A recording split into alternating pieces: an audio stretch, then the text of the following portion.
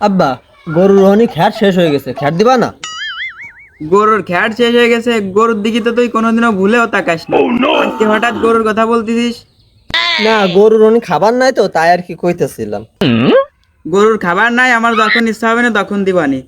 যা তুই। না, তুমি তাড়াতাড়ি করে খাবার দাও, ও সুস্থ হয়ে যাচ্ছে গরু এমনি তো। আচ্ছা ঠিক আছে, যাচ্ছি।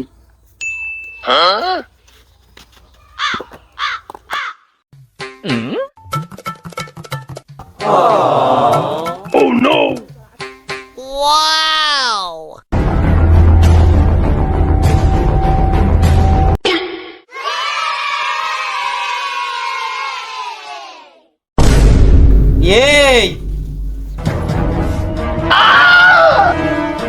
দাঁড়া।